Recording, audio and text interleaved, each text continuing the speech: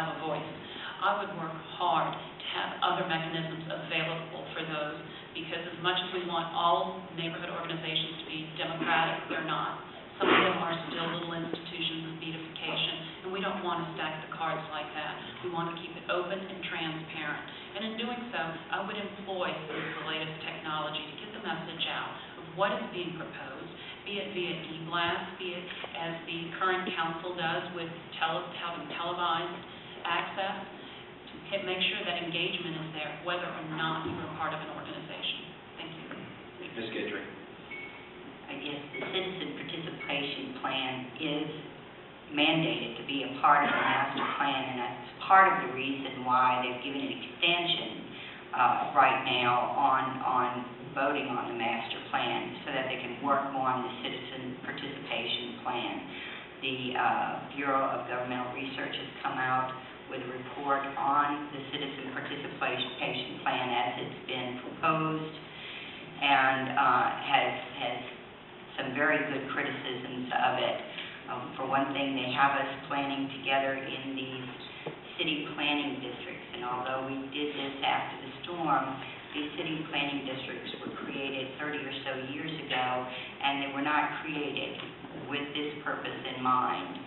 So the BGR is calling for, and I agree, that we need to have the planning be done in more groups of neighborhoods that are more like and that have more common issues. Thank you very much. And finally, we're going to go into our closing comments. Each candidate will get number one.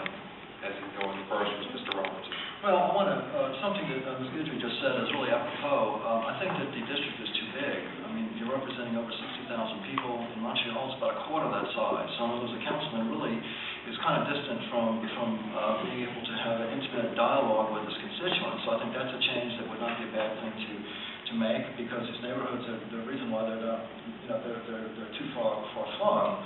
They don't have anything in common. One of the things on my platform is I want to redistrict that 6th senatorial district, which extends from Jefferson Avenue, gerrymanders around Riverbend, across Metairie, across the Causeway, St. Tammany, all the way to Tangipahoa and Hammond.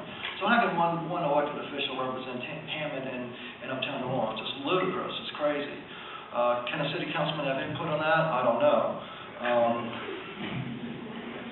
What will my colleagues say? I think United Council can do a lot to straighten out the problems of the city, and the problem is that they're squabbling with each other, and this is what needs to change. I came into this race in the middle of October when I went to the Master Plan Committee. Now, I wondered how much time do I have? Do I even have 1 minute? My contribution, I said we should set New Orleans up for a national demonstration project of new transportation technology. Well, Clancy Goody turned it into new technology, which is meaningless. And I had an exchange with Mr. Dixon, and it still didn't get into the plan, into the draft. So I went to the public hearing, and I said, look, you solicited citizen input, you got it, and you didn't include it. So what's going on there? And I met Bill Vanderval, who had been involved, he was approached to run for this district, and so he kind of got me into it. So that's a whole story, but the fact of the matter is, if I get elected, I'm going to reach out to these 3 people. I'm going to say, how can you help me make a better District A? For 2 reasons. One, we got to get it right this time. Everybody thought 4 years ago this was the important election. This is the one that's going to make a difference, and we re-elected too many people. Not including you, Jay, but we re-elected a lot of people, and nothing really changed.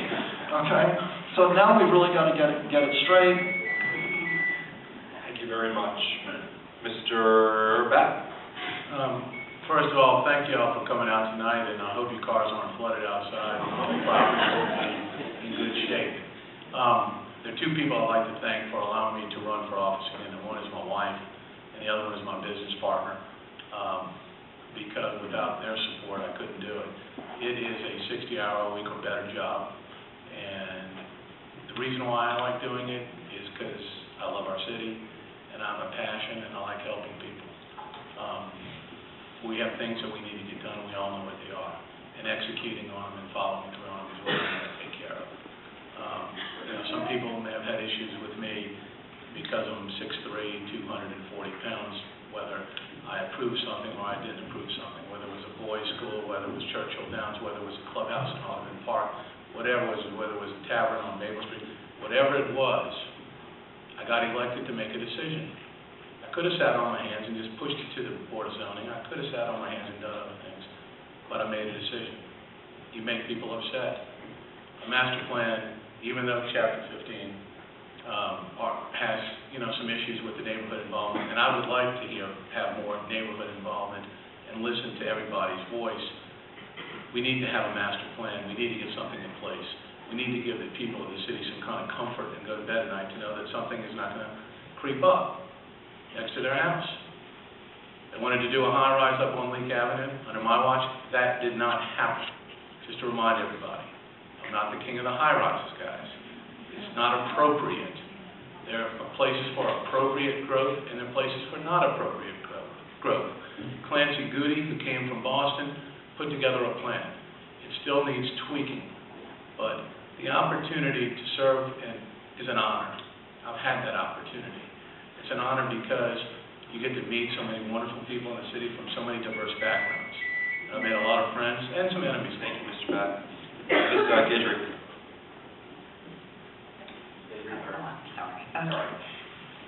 Elections are about choices, whether we move forward or we take a step back. The choice in this election is clear, and the stakes for New Orleans' future are high. We have so many opportunities at our doorstep, and yet we keep fighting the same demons: wasteful spending, crime rampant, backroom deals, a crumbling infrastructure. None of these problems will be solved with the politics of the past. I believe we need strong leaders on our city council. I have a proven record of hard work and reaching my goals. I worked to pay my way through college, and I graduated with honors. I worked full-time and went to law school at night. I graduated from Loyola Law School, cum laude, and on the law review.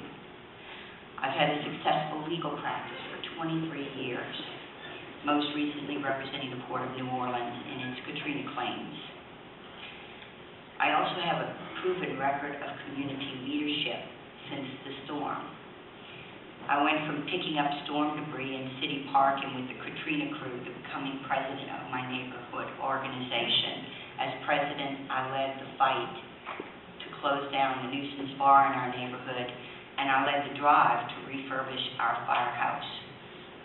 I then joined Lake area and City Park area leaders on the District 5 Neighborhood Recovery Steering Committee, and we did everything from working to get streetlights turned on in Lakeview to creating a totally new zoning law for our entire district that was adopted by the City Council, protected people when they moved back in so they'd know how to rebuild. I campaigned for and am on the board of Mid-City Security District.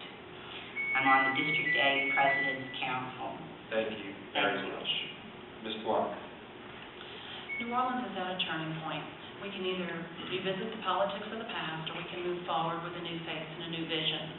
We all know intimately what our problems of the past have been and what our challenges of the future are. But what we have to make a committed decision is, what are we going to represent to the next level of government out? And within this city, we can all talk about each other very well, but we don't need the state looking at us, talking about our bad decisions, our poor choices, our lack of action. We don't need the national front page lines where all they talk about is what we have done wrong, not what we have done right.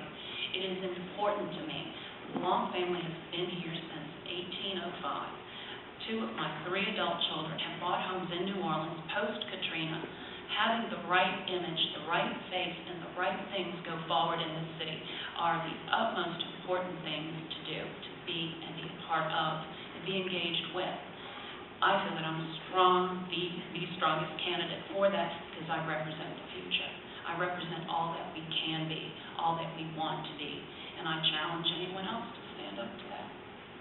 Thank you. Thank you very much. Thank you all for coming tonight. Thank you for coming. Hope you found the